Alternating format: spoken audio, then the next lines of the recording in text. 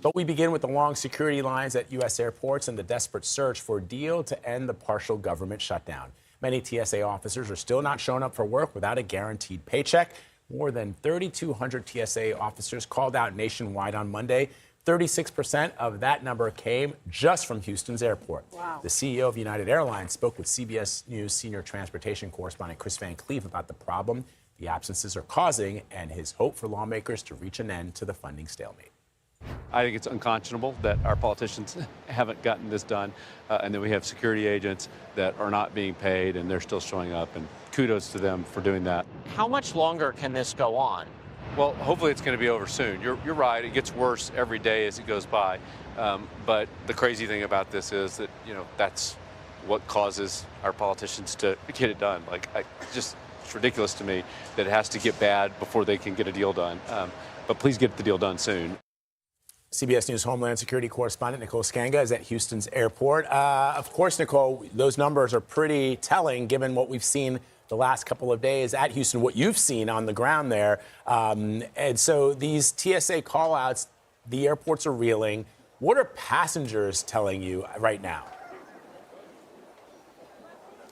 Yeah, passengers, we got to give them their flowers because they are packing patience along with snacks, water, portable electronics as they wait in this hours-long line. Some folks waiting as many as 3-4 hours. And just to give you a sense, you can see sort of the tail end of the line behind me. But this line starts 2 stories down in the subway corridor here at George Bush Intercontinental Airport. It snakes through the baggage claim area, up through ticketing, goes outside and snakes back and forth through a passenger bus drop-off area, and then comes back inside before reaching this point. Take a listen when I asked a passenger about who's to blame. They have to think about other people and everybody else going to the airport through this all the time. We all are not VIP as they have private jet. We don't have private jet. We got to go to the same line. And to that point, we have spotted a few different people in line, including just this morning, former Attorney General Bill Barr, who said he was about 2 hours and counting, waiting in this very line behind me. So everyone has to go through general screening here. There is no TSA pre-check. There is no clear open. It is just one line here in Terminal E, the same for Terminal A.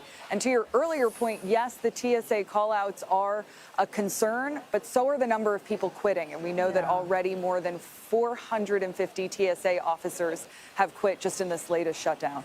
There are so many turns to this story, and each detail is worse than the next. That number you gave of people who've quit, I mean, these are people who've committed themselves to security and are now looking for other work, despite perhaps becoming Uber drivers. Right. Nicole, I mean, yesterday when you were on the line, snaking through, all of the corridors of the airport there, it reminded me of a theme park's hottest new ride when you're on the line for hours and hours. And my heart goes out to people with kids. Yes. I don't know what you cannot imagine being in a line like that with there aren't enough with snacks. my 3-year-old. No. Seriously. So, Nicole, we understand you have some new exclusive reporting about TSA vulnerabilities. What are you learning? Yeah, so this is interesting. The top watchdog at the Department of Homeland Security came out with a report. Our understanding is last fall around September. And every couple of years, this watchdog does what's known as red team testing. So they literally try to sneak improvised explosives, inert but dangerous items through TSA security just to see what the reaction is. And our understanding is that they have found some very serious findings, particularly as it pertains to TSA's recent change in policy allowing travelers to keep their shoes on. CBS News has learned that only 13 people, including members of Congress and a few top DHS officials, have been given access to that report. It has been classified as top secret.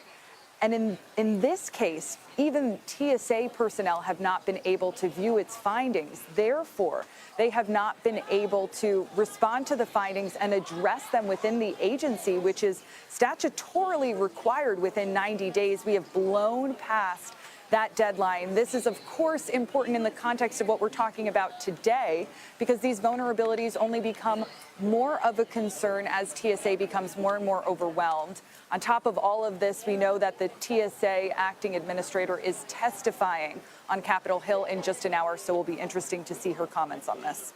Nicole, thank you so much. And this comes at a time where the threat environment is high, Heightened. as we've been told by many national security experts. Nicole, thank you so much.